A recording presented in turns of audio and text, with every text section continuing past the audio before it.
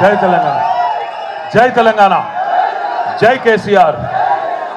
గౌరవనీయులు పెద్దలు, ఈరోజు మన పార్టీ అధ్యక్షులు గౌరవ తెలంగాణ జాతిపిత, నా ఒక్కడికే కాదు మీ అందరికీ కూడా బాపు పెద్దలు కేసీఆర్ గారి జన్మదినాన్ని పురస్కరించుకొని ఈరోజు ఈ కార్యక్రమాన్ని ఏర్పాటు చేసిన మాజీ మంత్రివర్యులు అన్న తలసాని సీనన్న గారు, గౌరవనీయులు పెద్దలు, 2001లో పార్టీ పుట్టిననాటి నుంచి కేసీఆర్ గారితో కుడిభుజంగా ఉంటూ మరి నేటికి అదే ఉత్సాహంతో ప్రతిరోజు ఏదో ప్రజాసేవలో నిమగ్నమయ్యే మా బావగారు పెద్దలు గౌరవనీయులు శ్రీ హరీష్ రావు గారు, గౌరవనీయులు శాసన మండలిలో ప్రతిపక్ష నేత మాజీ స్పీకర్ మాన్యులు పెద్దలు మత్స్వనాచారి గారు, గౌరవనీయులు పెద్దలు శాసన మండలిలో డిప్యూటీ చైర్మన్ గౌరవనీయులైన బండా ప్రకాష్ అన్న గారు, మాజీ మంత్రివర్యులు ఎమ్మెల్సీ శ్రీమతి సత్యవతి అక్క, పెద్దలు శ్రీనివాస్ గౌడ్ అన్న, మాజీ మంత్రివర్యులు మహమూద్ అలీ సాబ్, రాజ్యసభ సభ్యులు వద్దిరాజు రవిచంద్ర గారు, మాలోత్ కవిత గారు, రవీందర్ అన్న గారు, ఇంకా వేదిక మీద ఉన్న మా తలసాని సాయి, రావుల చంద్రశేఖర్ రెడ్డి అన్న గారు, పేరు పేరున వేదిక మా అంబర్పేట ఎమ్మెల్యే కాలేరు వెంకటేష్ అన్న గారు, నాగేష్ అన్న గారు, ఇంకా అందరికీ వేదిక మీద ఉన్న ప్రతి ఒక్కరికి పేరు పేరున నమస్కారం. ఈరోజు కేసీఆర్ గారికి మీ శుభాశీస్సులు, శుభాకాంక్షలు, మీ మంచి దీవెన అందించడానికి విచ్చేసిన పెద్దలకు, చిన్నలకు, అక్కలకు, చెల్లెలకు, అన్నలకు, తమ్ముళ్ళందరికీ శిరస్సు వంచి హృదయపూర్వకంగా నమస్కారం, ధన్యవాదం. సాధారణంగా ఒక బిడ్డకు తన తండ్రి తల్లి అంటే గొప్ప హీరో వర్షిప్ ఉంటుంది.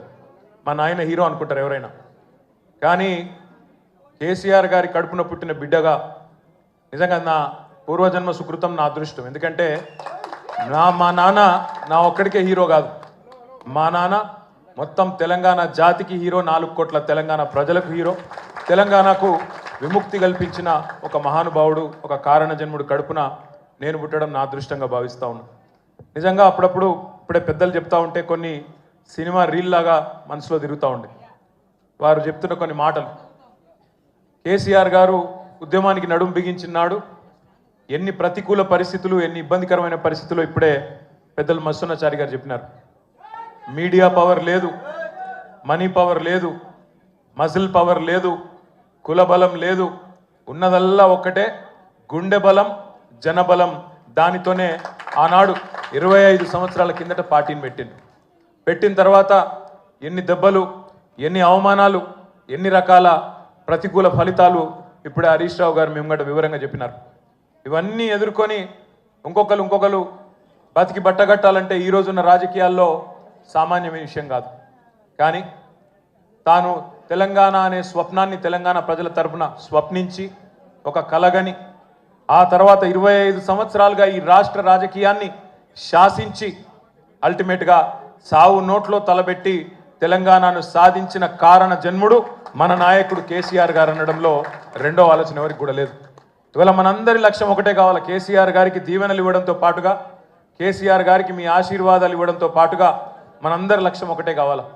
గత 14-15 నెలలుగా రాష్ట్రంలోని ఏ మూలకి పోయినా, ఏ ఊరికి పోయినా, ఏ పట్టణానికి పోయినా, ఏ మనిషిని ఒకసారి ఇట్లా కదిపినా, ఆటో డ్రైవర్ కావచ్చు, రైతన్న కావచ్చు, ఒక తమ్ముడు కావచ్చు, ఒక చెల్లె కావచ్చు, ఒక ఆడబిడ్డ కావచ్చు, ఎవ్వలను కదిపినా ఇవాళ ఒకటే మాట వినబడుతున్నది, మళ్ళీ కేసీఆర్ రావాలే, కేసీఆర్ గారు తిరిగి రాష్ట్ర ముఖ్యమంత్రి కావాలే అనే ఒకటే మాట వినబడతా ఉన్నది.